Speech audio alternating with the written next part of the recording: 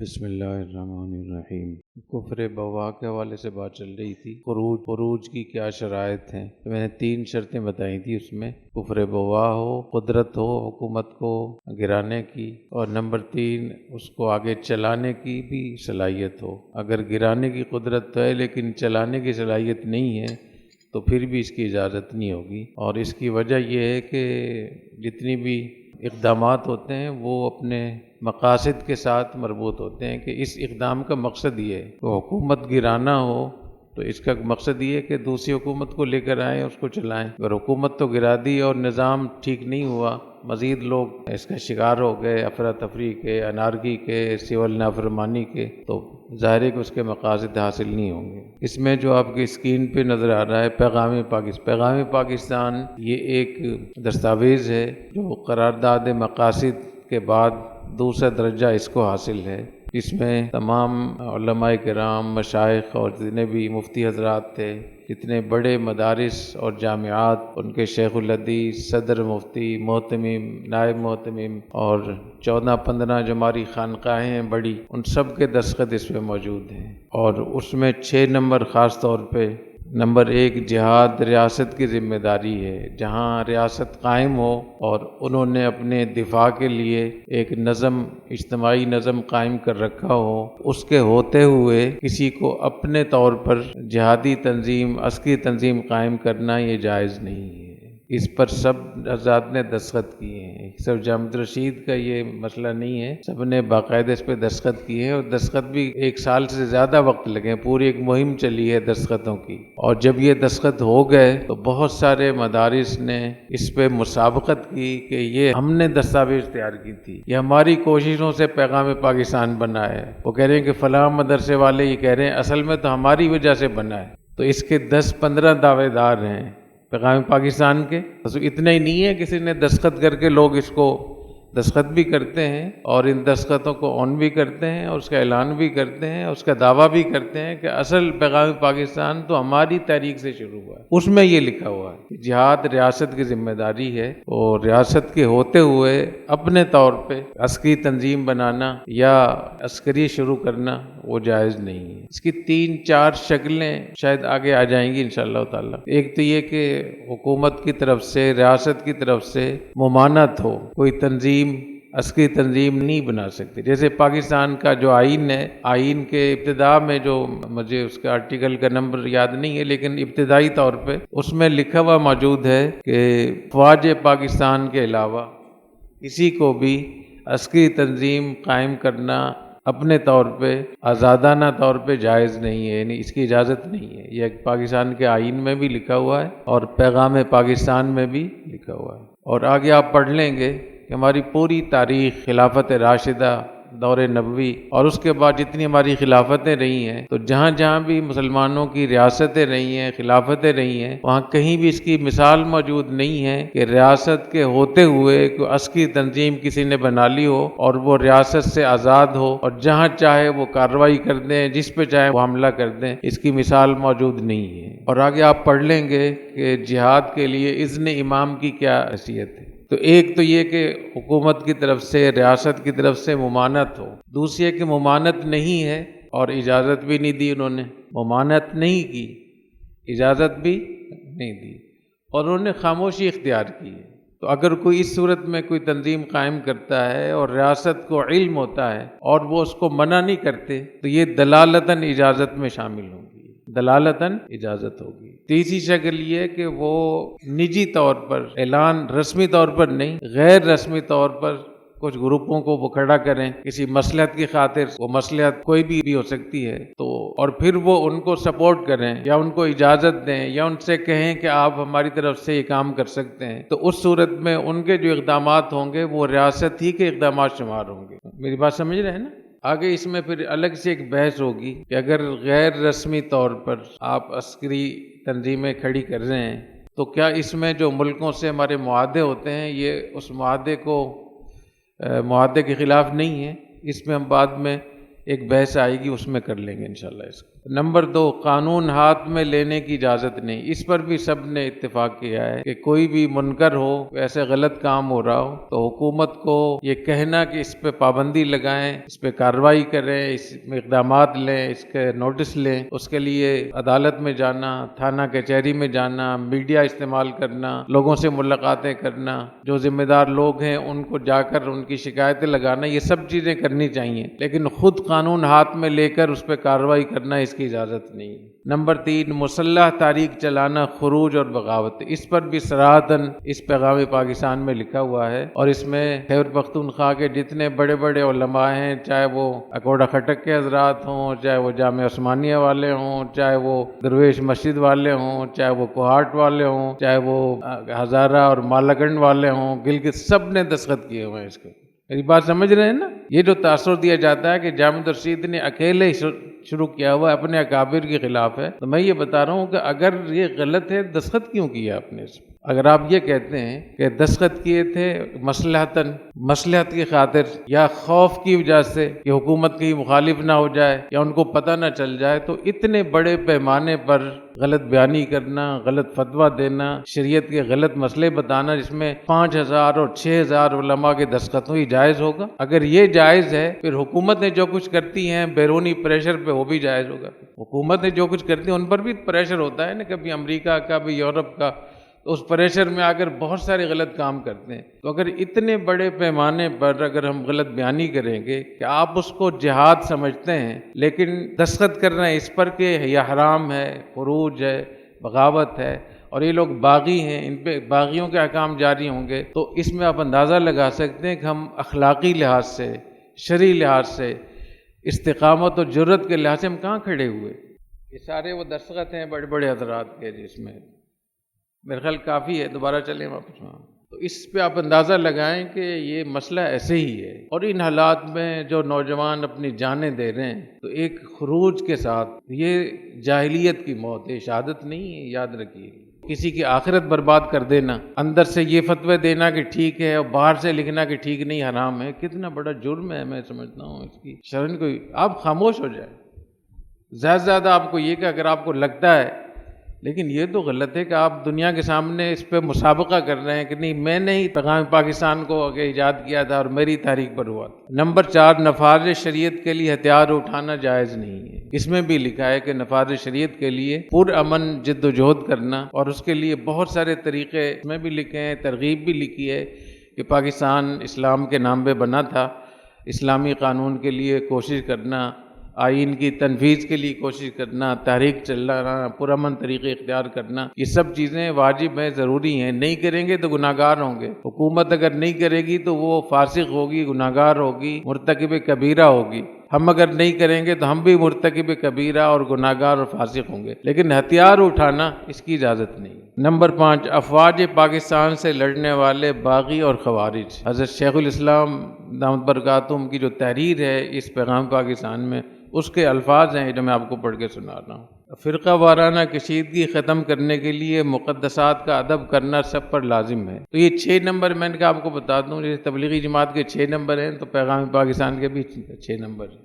اس میں آگے اس پر بحث آ جائے گی پھر آگے کہ اگر ریاست کے ذمہ جہاد ہے اور ریاست اپنی ذمہ داری پوری نہ کرے تو کیا حکم ہے اس کو لکھ لیں، آپ سوال بھی کر لیجئے گا، لیکن یہ مستقل بحث آ جائے گی انشاءاللہ تعالی۔ اب میں ایک سوال کرتا ہوں جو بہت سارے طلباء، بہت سارے لوگ جو ہمارے پرانے حضرات ہیں، نئے حضرات بھی ہیں، جن کو پتہ ہے کہ ہمارے حضرت مفتی رشید احمد صاحب نبض اللہ عمر قضا اور خود ہم نے جو افغانستان کے حوالے سے فتویٰ جاری کی، ایک تو جہاد افغانستان جو روس کے خلاف جہاد ہوا تھا، وہ تو ظاہر کفار کے مقابلے میں تھا، وہ ایک دفاعی جہاد تھا جس پہ سوویت یونین نے قبضہ کیا افغانستان پہ، تو سب علماء نے فتویٰ دیا کہ ان کے خلاف لڑنا جہاد ہے اور دفاع کرنا فرض ہے۔ تو اس میں بہت سارے لوگوں کو موقع ملا، ہمارے حضرت رحمہ اللہ تعالیٰ بھی افغانستان تشریف لے گئے تھے، اور حضرت کو جن لوگوں نے پڑھا ہے کہ حضرت کتنے صاف ستھرے رہتے تھے، تو حضرت نے وہاں سرنگوں میں راتیں گزاری تھی۔ سرنگیں تو پہاڑ کے اندر سرنگیں ہوتی تھی نا، لیکن اس کے بعد جب افغانستان کی طالبان تحریک جب شروع ہوئی تو وہ تو روس کے خلاف نہیں تھی. اس وقت میں صدر تھے برہان الدین ربانی اور وزیر دفاع تھے احمد شاہ مسعود. تو یہ تو دونوں مسلمان بھی تھے اور مجاہد بھی تھے. تو ان کے خلاف جو قیام کیا امیر المؤمنین ملا محمد عمر رحمۃ اللہ علیہ نے اور طالبان تحریک نے، تو اس طالبان تحریک کو پاکستان کے علماء کی طرف سے، خاص طور پہ ہمارے حضرت رحمہ اللہ تعالیٰ کی طرف سے، دارالافتاء والارشاد کی طرف سے ایک زبردست قسم کی اس کی حمایت ہوئی، فتویٰ بھی دیا گیا اور بہت بڑے پیمانے پر لوگوں نے حصہ بھی لیا اس میں. خود میں نے 14 عیدیں افغانستان میں کی.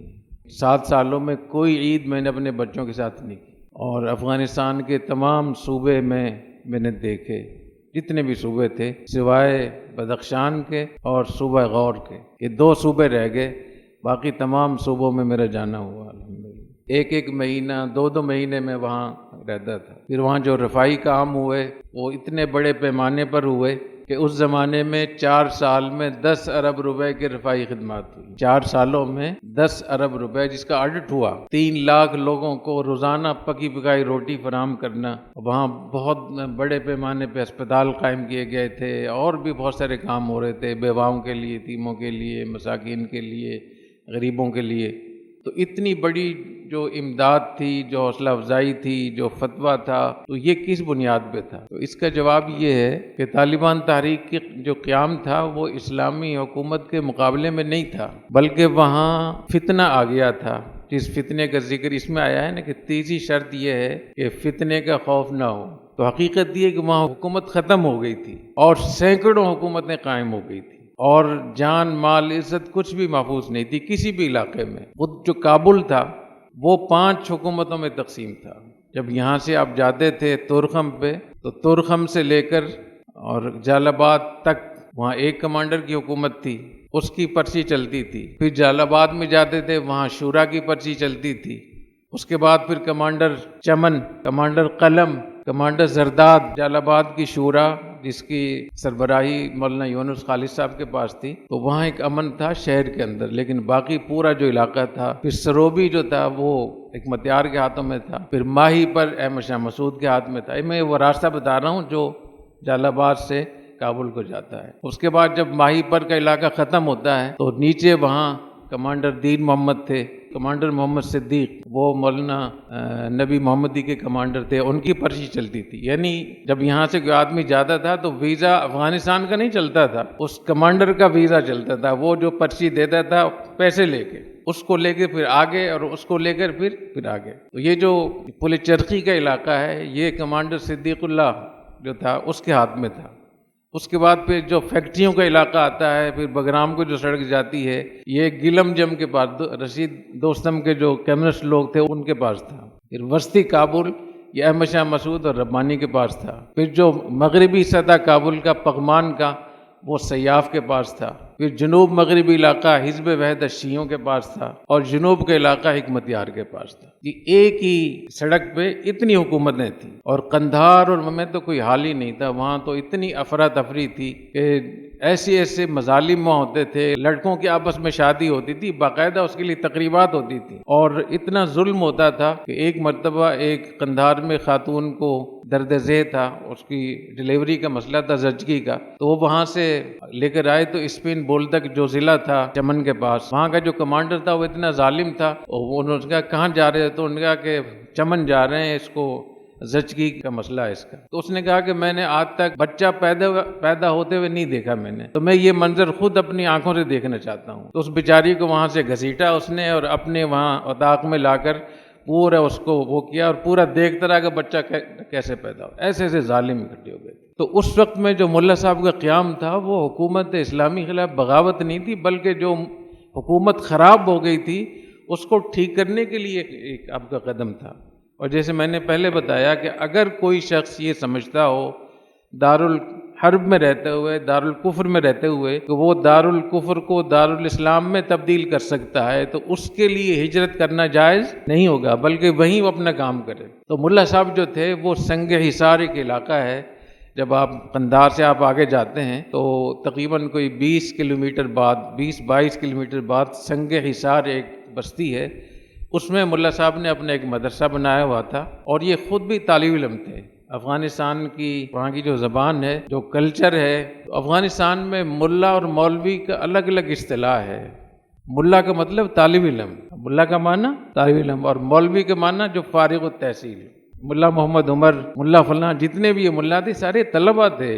تو وہاں مظالم اتنے زیادہ ہوتے تھے کہ ملا صاحب پہلے جو کہ جہاد میں حصہ لیا تھا، تو انہوں نے کچھ طلبہ کو جمع کیا، ان کا کہ اتنے مظالم ہو رہے ہیں، جو ہماری جو پھاٹک لگایا ہوا ہے جس کمانڈر نے، یہ روزانہ خواتین کے ساتھ جو ظلم کرتا ہے، لوگوں کے ساتھ ظلم کرتا ہے، لوٹ مار کرتا ہے، کیا ہم اس ظلم کو ایسے ہی برداشت کرتے رہیں گے؟ تو چند طلبہ اکٹھے ہوئے اور اس میں پھر انہوں نے یہ طے کیا کہ اس کمانڈر سے تو ہم لڑتے ہیں نا کم از کم۔ تو چند کلاشنکوفیں مل گئیں ان کو، اور اس وقت میں مولوی عبد الرحیم ایک تھے، اس کو امیر بنایا گیا۔ پہلے امیر جو تھے مولوی عبد الرحیم صاحب تھے، ان کو امیر مقرر کیا گیا، لیکن بعد میں پھر ملا صاحب کے ہاتھ پہ لوگوں نے بیعت کی۔ اس کمانڈر سے لڑائی ہوئی جو سنگ حصار کا کمانڈر تھا، جس نے وہاں زنجیر لگائی ہوئی تھی، پھاٹک لگایا ہوا تھا، اور جب انہوں نے اس پہ حملہ کیا تو وہاں سے بھاگ گیا، اور ان کا اس پوسٹ پہ اس پہ قبضہ ہو گیا۔ طلبہ نے کہا کہ جو اس کے ساتھ والا پچھلا والا جو کمانڈر ہے وہ بھی ایسی ظالم ہے، اس پہ حملہ کیا وہ بھی فتح ہو۔ تو 3 پھاٹک انہوں نے فتح کر لیے۔ 3 پھاٹک فتح کر لیے تو پھر اچھی خاصی ایک لوگ جمع ہو گئے ان کے پاس، اور اچھی خاصی ان کا حوصلہ بڑھا۔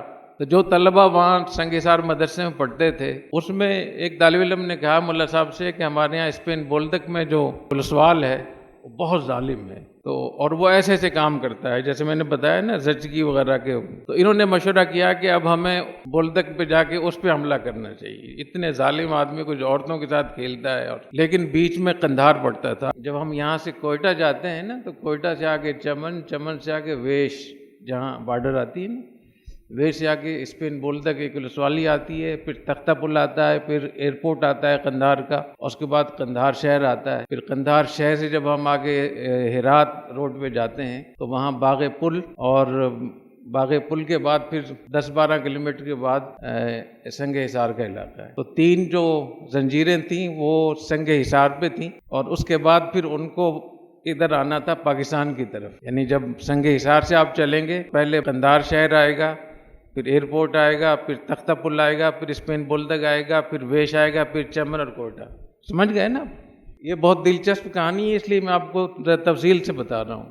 تو اسپین بولدک میں ان کو آنا تھا، تو انہوں نے یہ سوچا کہ ہم وہاں تک کیسے جائیں گے، اتنے شہر قندھار کو کراس کرنا اور اتنے ولسوالیوں کو کراس کر کے وہاں تک پہنچنا، یہ تو ممکن نہیں تھا۔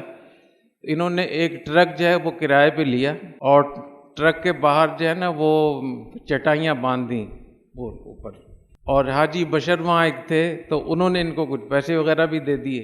اس میں طلبہ بھر لی اور سب کے پاس کلاشنکوفیں تھیں، اور ظاہر انہوں نے یہ کیا کہ ہم بھیڑ بکریاں چمن لے کے جا رہے ہیں بیچنے کے لیے۔ تو جو بھی آگے زنجیر آتی تھی، پھاٹک آتا تھا، اس کو پیسے دیتے تھے، اور ان کو جب کسی کمانڈر کو پیسے مل جاتے تھے اس کے بعد وہ کچھ نہیں پوچھتا تھا۔ تو پیسے دیے تو قندھار سے بھی نکل گئے، اور تمام پوسٹ پھر بالآخر یہ اسپین بولدک پہنچ گئے اسی طریقے سے پیسے دیتے ہوئے۔ اور وہاں جب پہنچے تو وہاں جو لسوالی تھی وہاں نکل کے انہوں نے اچانک اس کو کھولا اور نعرہ تکبیر لگایا، اور وہاں لسوالی پہ حملہ کر دیا۔ وہ جو کمانڈر تھا وہ مارا گیا، اور لسوالی پہ قبضہ ہو گیا۔ جب لسوالی پہ قبضہ ہو گیا تو اس کے ساتھ متصل جو ویش کا علاقہ تھا چمن کے ساتھ بارڈر، وہاں بھی یہ لوگ چلے گئے۔ پھر کچھ طلبہ جو پاکستان میں پڑھ رہے تھے، افغان طلبہ چمن میں، وہ بھی ان کے ساتھ شامل ہو گئے، تو اچھی خاصی ان کی نفری۔ تو اب ان کے ہاتھ میں ویش، اسپین بولدک اور سنگ حصار کے 3 پھاٹک وہ ان کے ہاتھ میں تھے۔ پھر طلبہ کا حوصلہ بڑا ہوا، طلبہ نے کہا کہ تختہ پل کا جو کمانڈر ہے وہی بڑا ظالم ہے، جو سوال ہے وہاں کا۔ تو واپس وہاں سے چلے، پھر اسپین بولدک سے قندھار کی طرف۔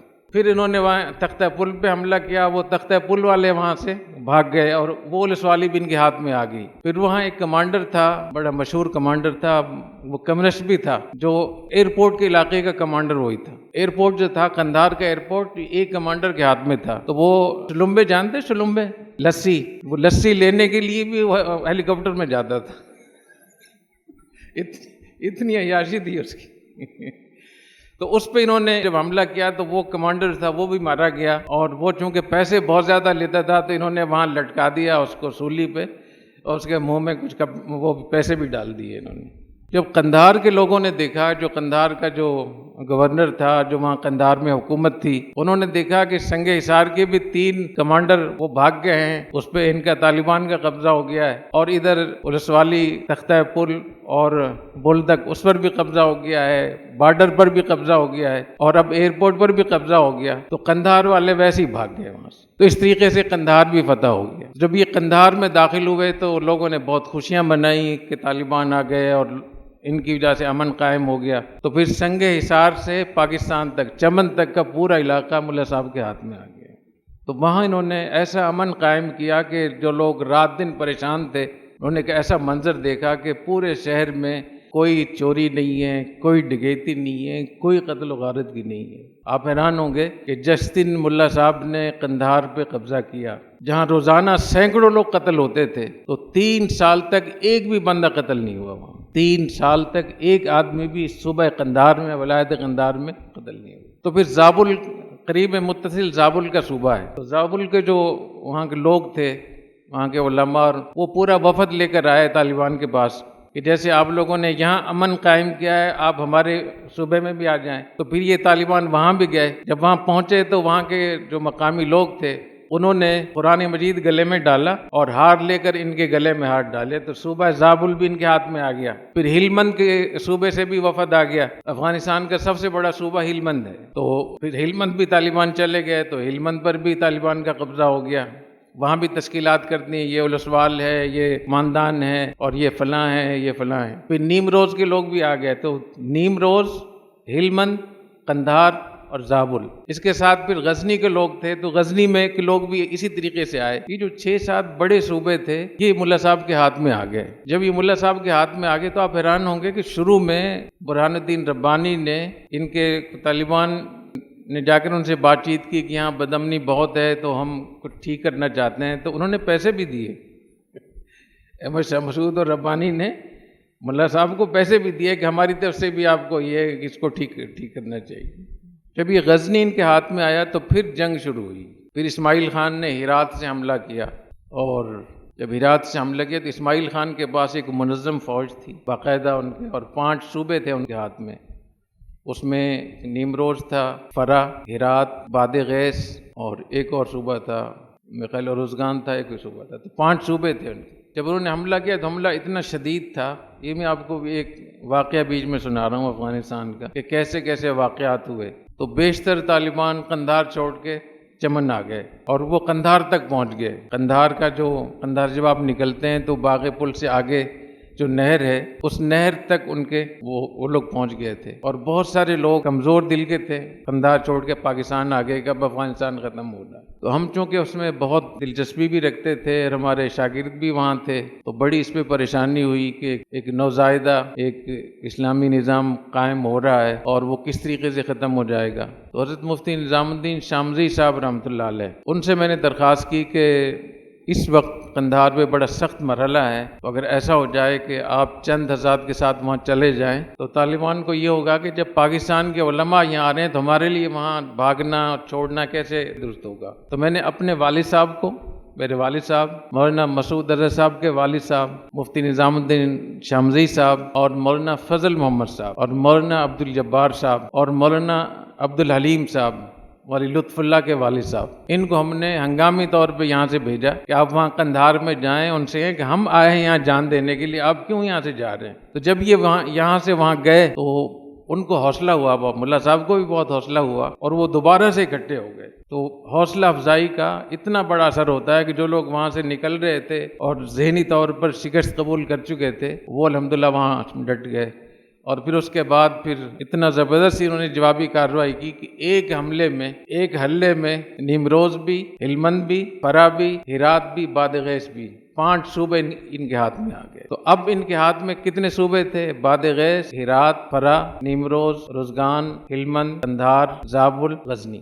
اس کے بعد پھر یہ جو بالکل جنوب میں علاقے تھے جس میں خوست ہے، پکتیا ہے، پکتیکا ہے، گردیز، یہ علاقے جو تھے یہ بھی الحمدللہ ان کے ہاتھ میں آ گئے۔ اس کے بھی آپ کو قصہ بتاؤں گا کہ یہ کیسے واقعہ ہوا، یہ بھی بڑا دلچسپ ہے، اور آپ لوگوں کے لیے ایک بہت وہ ہے کہ پروپیگنڈے کیسے ہوتے ہیں اور حقائق کیسے ہوتے ہیں۔ جب یہ سارے علاقے ملا صاحب کے ہاتھ میں آ گئے تو اس وقت افغانستان کا بیشتر علاقہ ملا صاحب کے ہاتھ میں تھا. باقی جو افغانستان کا سمجھیں کہ 40% علاقہ تھا، 60% تو ملا صاحب کے ہاتھ میں آ گیا طالبان کے ہاتھ میں، 40% سینکڑوں کمانڈروں کے ہاتھ میں تھا کابل سمیت. تو اس وقت افغانستان کی زمین بھی زیادہ ملا صاحب کے ہاتھ میں تھی، اور قندھار کا ایئرپورٹ اور ہرات کا ایئرپورٹ. افغانستان میں 3 جنگی ایئرپورٹ تھے، ایک شینڈن جو فرا میں تھا، ایک قندھار اور ایک بگرام. 3 بڑے ایئرپورٹ تھے. تو 3 میں سے 2 جنگی ایئرپورٹ ملا صاحب کے ہاتھ میں آ گئے، طالبان کے ہاتھ میں آ گئے. اس میں جنگی طیارے بھی تھے، روسی جنگی طیارے، ہیلی کاپٹر بھی تھے، باقی ہوائی جہاز بھی تھے. میں اس لیے بتانا چاہ رہا ہوں کہ اس کا آپ موازنہ کریں گے صدر ربانی کے مقابلے میں اور ملا صاحب کا آپس میں، کہ ان کے ہاتھ میں کچھ نہیں تھا، کابل کا ایک حصہ، باقی بغلان ہے اور آگے سمنگان ہے، قندوز، تخار اور مزار شریف اور شبرغان، جوزجان، فاریاب، اس طریقے سے بامیان ہے، درہ کیان ہے، یہ سب پہ الگ الگ حکومتیں تھیں اور ایک ایک ولسوالی میں کئی کی حکومتیں. تو اس وقت ملا صاحب کے ہاتھ میں زمین بھی زیادہ تھی، لوگ بھی زیادہ تھے، اور جو وسائل ہوتے ہیں کسی ملک کے وہ بھی ان کے ہاتھ میں زیادہ تھے. تو اس وقت پھر مشورہ یہ ہوا کہ ملا صاحب کو باقاعدہ بیعت لینی چاہیے. تو میں نے ان کو یہ مشورہ دیا. ہم اتنے اس میں وہ تھے کہ میں نے مشورہ دیا کہ آپ باقاعدہ اہل حل و عقد سے بیعت لیں تاکہ آپ کی عمارت قائم ہو جائے. تو 1500 علماء کرام اکٹھے ہوئے، ان تمام صوبوں کے 1500 علماء کرام جو بڑی سطح کے علماء تھے. تو قندھار میں پھر باقاعدہ ملا صاحب کے ہاتھ پہ بیعت ہوئی اور ملا صاحب کو انہوں نے اپنا امیر مقرر کیا. تو اس امیر بننے کے نتیجے میں اور افغانستان کا بیشتر حصہ ملا صاحب کے ہاتھ میں آنے کے بعد اب ملا صاحب امیر تھے، شرعی امیر تھے، اور برہان الدین ربانی باغی تھے. تو بغاوت وہ کر رہے تھے، اس لیے ان کو ہم کہتے بھی تھے، باقاعدہ ہم لکھتے تھے کہ احمد شاہ مسعود اور جتنے بھی طالبان کے مقابلے میں لوگ ہیں ان کے اوپر خروج کا حکم ہے، وہ باغی ہیں. تو جو باغی کے احکام ہوں گے وہی ان کے احکام ہوں گے. تو اب میری بات آپ سمجھ گئے کہ یہ جو کہا جاتا ہے کہ افغانستان میں آگے ربانی جو صدر تھے افغانستان کے وہ مسلمان تھے، وزیر دفاع بھی مسلمان تھے، اور جو وزیر اعظم جو تھے وہ حکمت یار تھے، یہ تو سارے مسلمان تھے، کسی نے بھی کفر بوا کا ارتکاب نہیں کیا تھا. تو پھر کیوں ان کی حمایت کی گئی؟ تو میں نے اس کو بتا دیا کہ وہاں جو ریاست تھی وہ مختل ہو گئی تھی، وہ ختم ہو گئی تھی، اور وہ ایک افراتفری کا شکار ہو گئی تھی. اس وقت میں طالبان جو کھڑے ہوئے تھے وہ ایک امن قائم کرنے کے لیے شروع میں کھڑے ہوئے تھے، لیکن جب اس کی حجم، اس کا سائز اتنا ہوا کہ اب اس کو ہم ریاست اس کو کہہ سکتے ہیں، ریاست کی تعریف صادق آ سکتی ہے، تو باقاعدہ ان کے ہاتھ پہ بیعت ہوئی. کوئی بات سمجھ گئے آپ لوگ؟ اسی میں ایک مسئلہ یہ بھی کھڑا ہوا کہ ملا صاحب کو تو امیر المومنین کہا گیا نا پھر.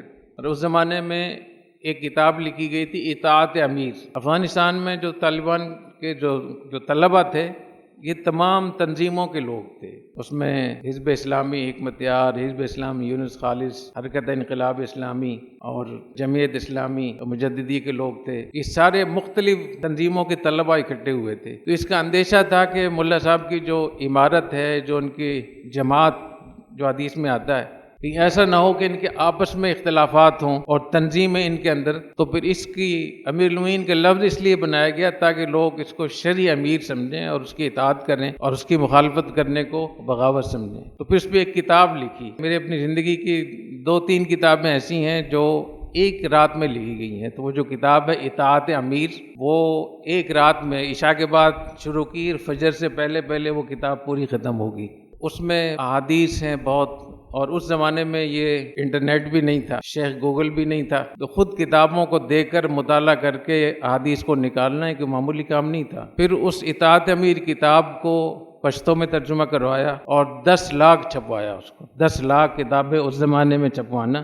فارسی زبان میں اس کو چھپایا، اس میں بھی 1-2 لاکھ اس کو چھپایا، اردو میں بھی، اور پورے افغانستان میں اس کو تقسیم کیا گیا. تو کبھی اس کتاب کو اگر آپ کو موقع مل جائے، پشتو، فارسی، اردو تینوں زبانوں میں ہے. اس کا مقصد یہ تھا تاکہ اجتماعیت قائم رہے اور یہ اسلامی عمارت اپنے پیروں پہ کھڑی ہو اور محفوظ ہو.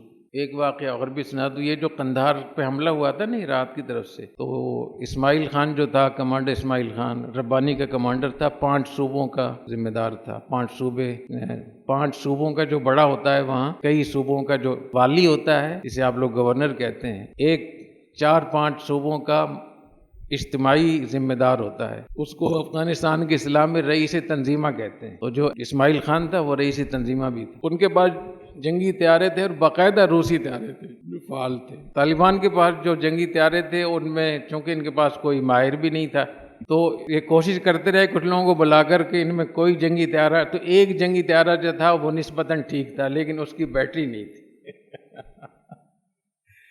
تو میں نے یہاں سے ایک پائلٹ تھے بھائی ارشد، کیپٹن ارشد، ان کو میں نے بھیجا ہنگامی طور پہ، میں نے کہا آپ جائیں پوری معلومات کر کے آئیں۔ تو وہ جنگی طیارے کی جو بیٹری تھی ہم نے کراچی سے بھیجی لے کے، اور وہ جو ایک پائلٹ تھا اس کا نام محمد تھا، قندھاری تھا، پشتون تھا، تو اس نے حملہ کیا تو اس نے واپس آ کر مجھے بتایا، ہم لوگ تو ان سے بہت بے تکلف تھے، تو چونکہ اس کے حملے کے بعد پھر آگے فتوحات شروع ہوئی بہت۔ تو میں نے کہا کہ آپ نے یہ کیسے حملہ کیا تھا کہ اتنے راستے کھل گئے؟ انہوں نے کہا کہ میں نے کہا کہ میرے پاس ایک ہی موقع ہے، ایک طیارہ ہے وہ بھی مشکل سے تیار ہوا ہے، تو میں اس کو سیدھا تو حملہ نہیں کر سکتا۔